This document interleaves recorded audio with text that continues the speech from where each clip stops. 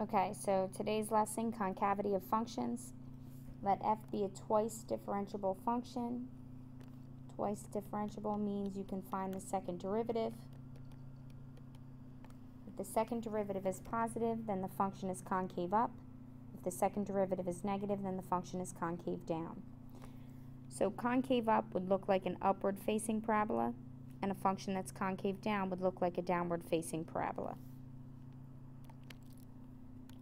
So to determine the open intervals on which the function is concave up or down, the steps mimic what we used to find where the function was increasing and decreasing, except now we just base our information on the second derivative as opposed to the first derivative. So find the second derivative, then determine the critical values, so where the second derivative is 0 or does not exist. Put those values on a labeled number line, test each interval into the second derivative, and then the sign of the second derivative determines the characteristic of the function. So determine the intervals of concavity. Start with the first derivative, continue to the second derivative. Critical values, where does the derivative equal 0? Where does the derivative not exist? Second derivative. The second derivative exists everywhere. Solving where the second derivative equals 0, we get 1. Labeled number line. Test values to the right and left of the critical value. When we plug 0 into the second derivative, the answer is negative. When we plug 2 into the second derivative, the answer is positive. So f of x is concave up from 1 to infinity. Since the second derivative is positive, our function is concave down from negative infinity to 1, since the second derivative is negative. F of x equals x squared minus 4x plus 3. First derivative using the power rule, 2x minus 4. The second derivative would just be 2. Now this 2 is obviously always going to be a number bigger than 0. Therefore, our function is strictly concave up on the entire domain. And this makes sense because if we look at the function, it's a quadratic with a positive lead coefficient, so it would be an upward facing parabola. Okay, so a quick definition of point of inflection. A point of inflection is the point where the function changes concavity. So to determine where the point of inflection would occur, we look at the sign analysis for the second derivative. When the second derivative switches from negative to positive or positive to negative, that could be a possible point of inflection. Points of inflection don't have particular names like relative maxes or mins, so any type of sign change could be a possible point of inflection. No sign change, no point of inflection. To determine where the point of inflection is, recall that it's on the function, so we substitute back into the original. Remember that we're using the first and second derivative to determine characteristics of the original function. So whenever we're talking about a point of inflection, a relative max or min, an absolute max or min, we're talking about that point on the function. Those values come from the first or second derivative. So now let's determine intervals of concavity and points of inflection. Rewriting my function so I can apply the power rule. First derivative 4 plus negative 1 times x to the negative 2. Now don't worry about positive exponents, common denominators, because we have to find the second derivative anyway. Derivative of 4 is 0. Negative 1 times negative 2, x to the negative third power. So the second derivative is 2 over x cubed. Finding critical values. A fraction is equal to 0 when the numerator is 0. That's never going to occur. Denominator is equal to 0 when x is 0. Labeled number line. Testing a value less than 0 into the second derivative Positive numerator, negative denominator. It'll make a negative value. When x is equal to 1, second derivative would be positive. So our function is concave up from 0 to infinity because the second derivative is positive. Our function's concave down from negative infinity to 0 because our second derivative is negative. So now, since there's a sign change on the second derivative, let's attempt to find the point of inflection. So we take the critical number, plug it back into the original. But when doing so, the function doesn't exist at 0. It's a domain restriction. So no point of inflection occurs. And when we put all this together, when we actually start to sketch the graph of the functions, we'll talk about what the graph looks like to have a change in concavity without a point of inflection.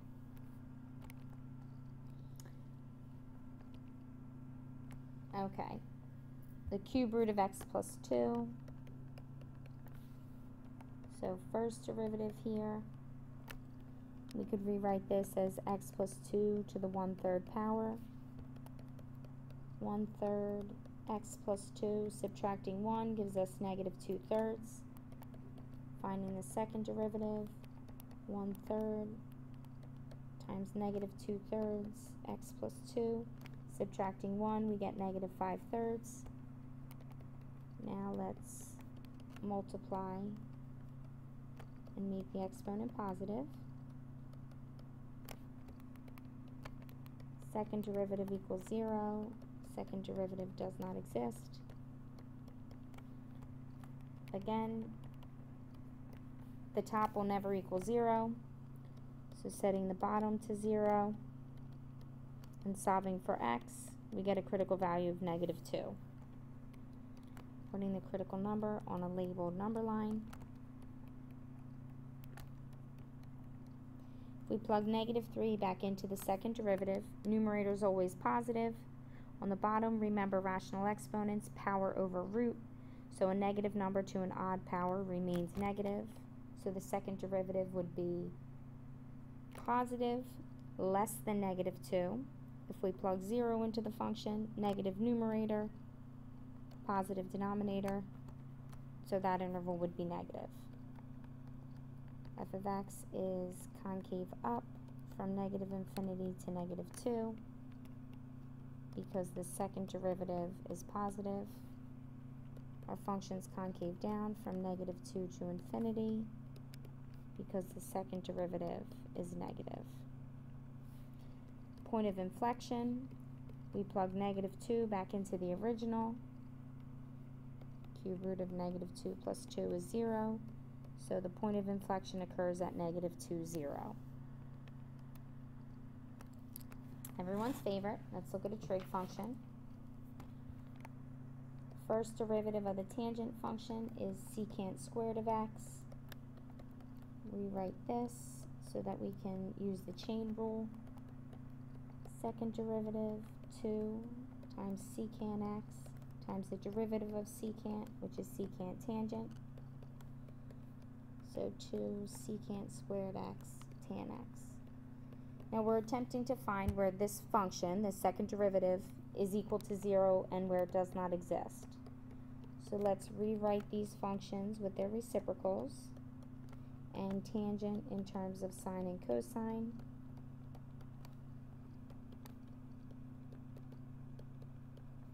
All over cosine cubed x. Okay, so look at the domain that's given for the tangent function. Negative pi over 2 to pi over 2.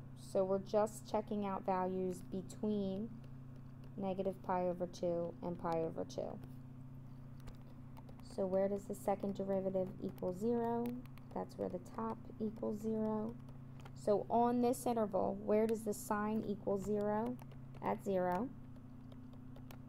Where does the second derivative not exist? On this interval, the cosine function is defined everywhere. So we don't get any conditions from that where the second derivative doesn't exist. Notice that we're not including negative pi over 2 or pi over 2, and they would be endpoints anyway. So we exclude them. So now on the second derivative, we're restricting the domain.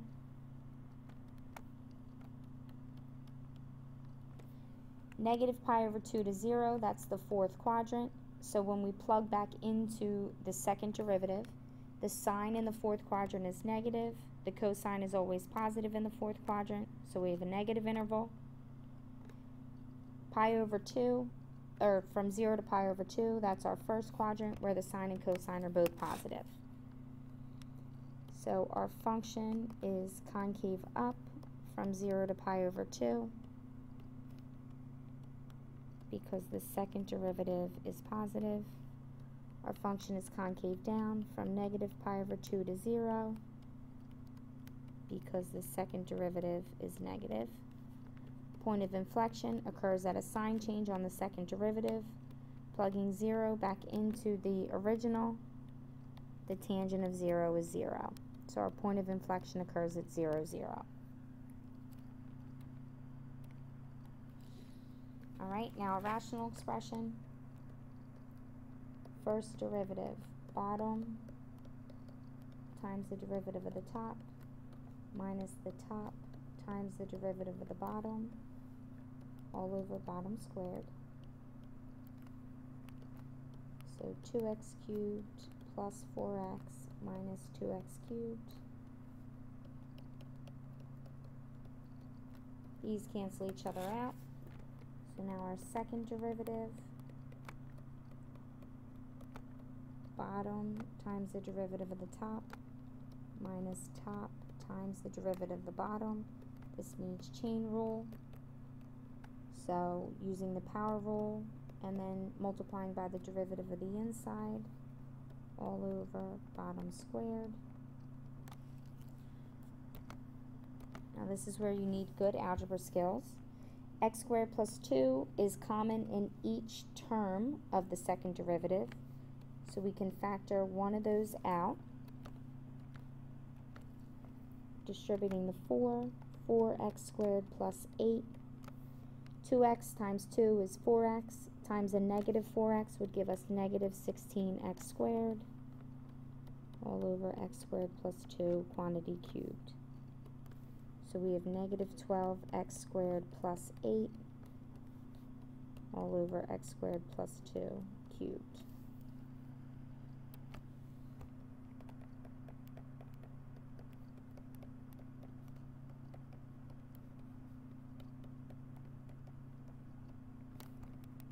Second derivative 0, second derivative does not exist.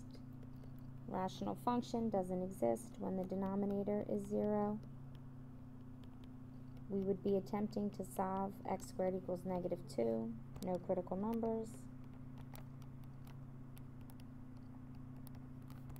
So we get 8 equals 12x squared, 8/12, which reduces to 2/3. So our critical numbers here are plus or minus square root of 2/3. Not ideal, but the answer nonetheless.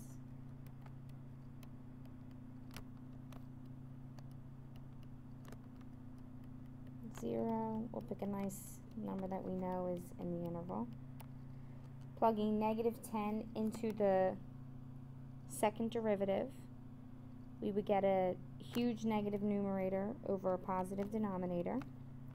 Plugging 0 into the second derivative would make the interval positive, and then this would be negative again. F of x is concave up.